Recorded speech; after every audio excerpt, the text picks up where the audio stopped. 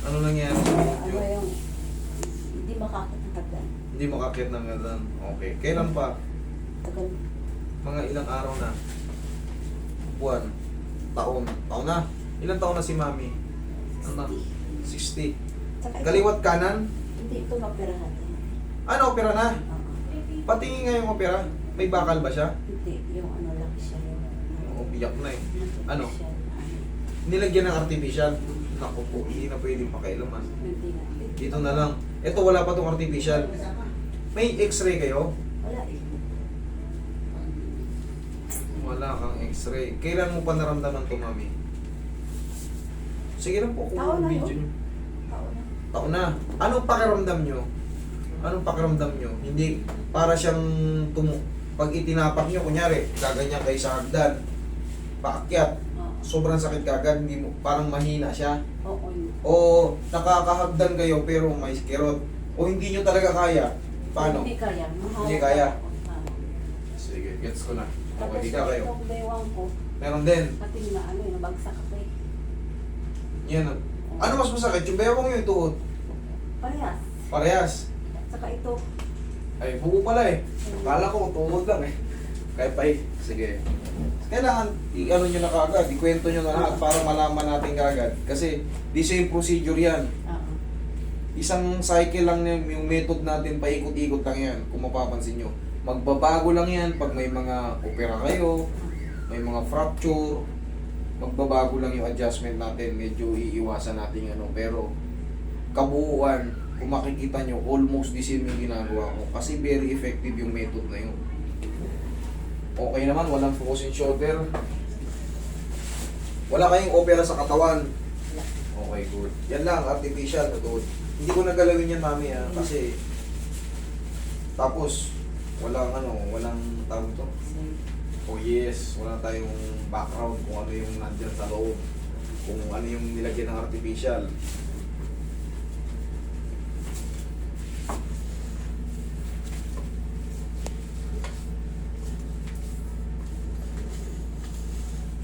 Kaya nyo pa kayang magpabawas ng tiyan, konti?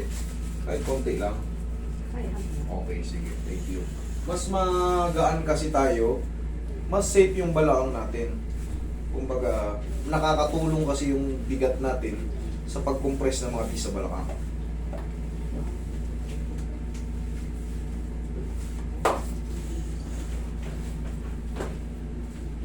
Sumasakit daw dito ni nanay. Relax na.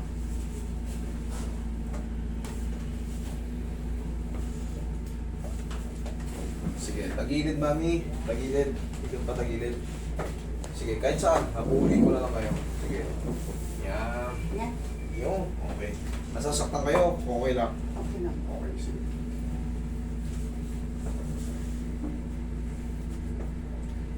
Ito, kailangan mabawas to. Kunti lang. Ano? Yung blade na tag-8. Biro lang. Isa pa.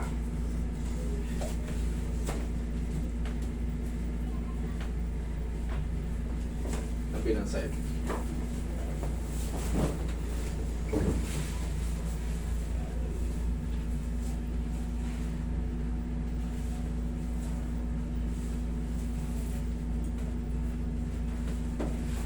Basta.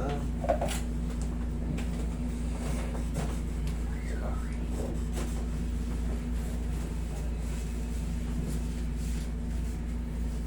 Yan.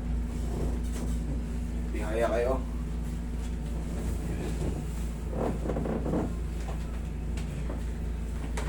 Maganda kasi ito, Mami, mapakita nyo yun. Dagdagan mo yung una ni Mami.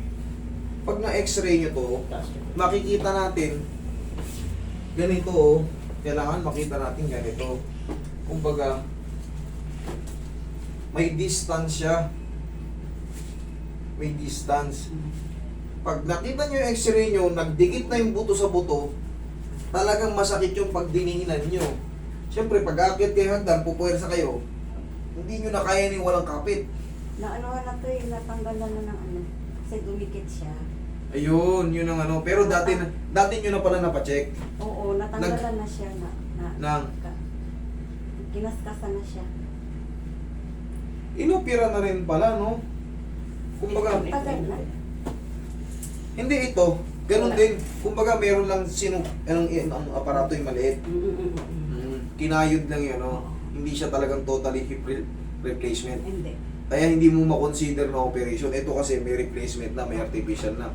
Ito, hindi siya totally hip replacement pero may kinayas na. Okay. Kaya pala naging weak na eh. Malaking bagay kasi pag nakita natin yung yung x-ray, kailangan halos ka pareho nun. Malayo yung ganyan. Pag nakita mo sa x-ray yan, nagdikit na ng ganyan, bone to bone contusion, eh syempre masasaktan kayo pagka pababa, pataas, pupuwersa kayo ng ganyan, tapos medyo may kabigatan kasi yung lakad natin, papunta ang bigat natin. Ito ang mga shock absorber natin, yan, to. Mga joint na yan.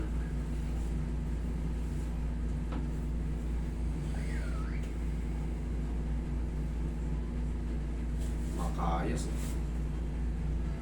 Tayo parang may ginigiling na batong maliliit. Ayan. Yun o. Inoobserbahan ko kung paano siyang nasasaktan. Paano kayo nasasaktan kung anong position.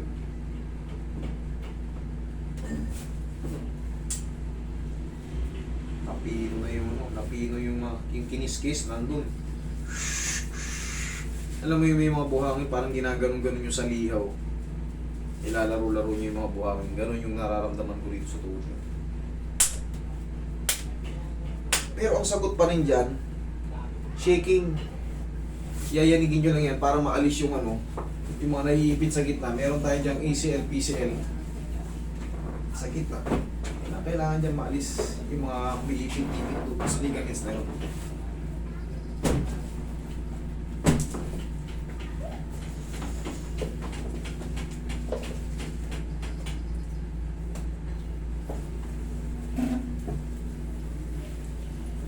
Tapos pag bibili kayo ng knee support, huwag yung ganyan. Yung may strap, mas the best.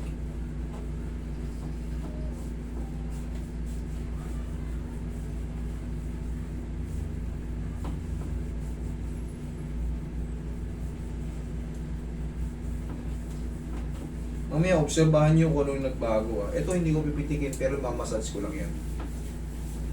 Kasi yan, delicates. Pag may artificial na, baka mabangal yung artificial, matanggal yung pagkasaklob.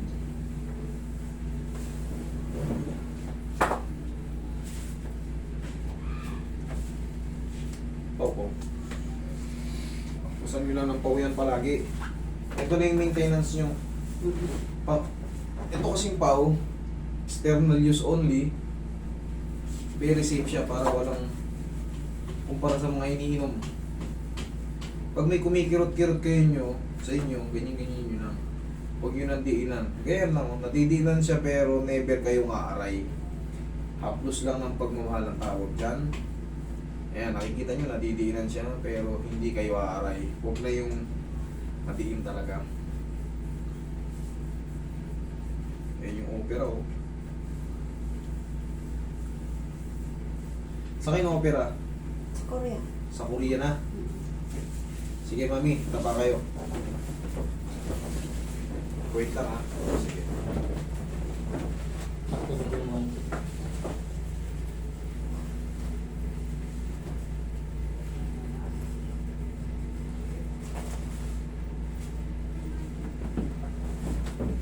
Nandun ba kayo ngayon? Magulo ngayon dun ah.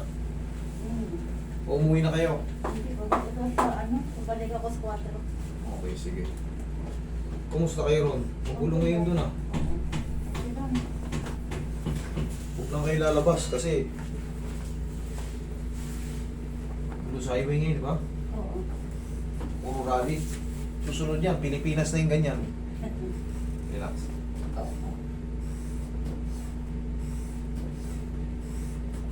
Yung. Okay. Diyan ka lang na ha. Okay ka lang dyan. Oo.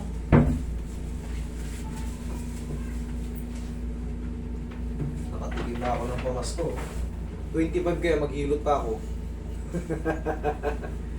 Yan, maraming salamat sa nagregalo sa atin. From Italy to. Italy with love. Ito.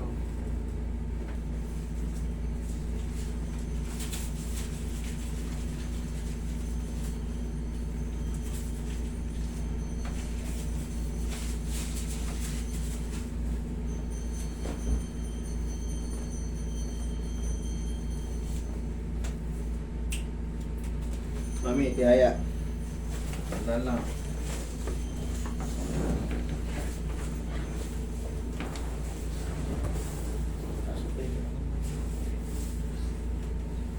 Yun. Punong-puno ng kimchi ang tiyan nyo eh. Kaya pa kaya? Kaya nyo ha, sabi nyo ha, bawas ng konti ha, para kasi magsasuffer yung mga sumasalo ng bigat, katulad yan tuhod, yan sumasalo ng bigat, magsasuffer yan pag sobrang bigat natin. Okay, relax lang. Inhale. Exhale. Oh. Diyan ka lang. Naramdaman niyo yun? Oo. Sige, dyan lang kayo. Para yan sa buong likod natin. Sa mga bukliig, pag ganyan sa kamay. Yan yung tinatawag natin general adjustment. Ang spine traction. Lahat na yan. Sakit balakang nyo, masakit yung sentro ng likod nyo, masakit yung mga ganto nyo, liig. Pandi-compress yan. Tapos, ngayon yung tuhod nyo, sige, tayo kayo. Obserbahan nyo. Sige, tayo kayo. Lakad mo. Tingnan mo ngayon, kung the same pa rin. Tingnan mo kung anong pinagbago.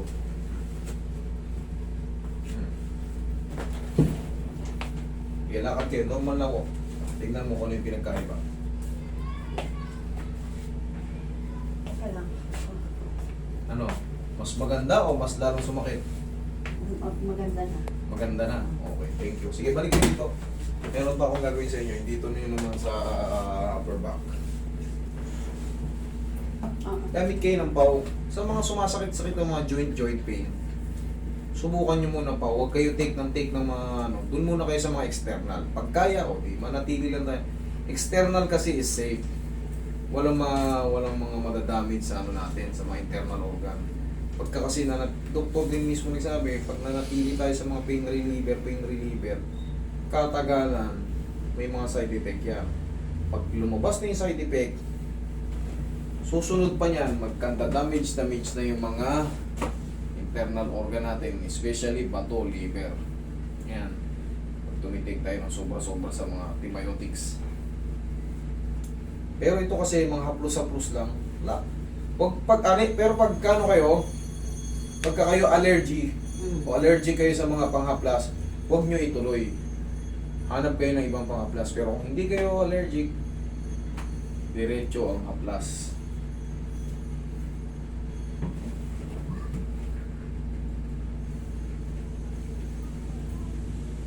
Okay, sige.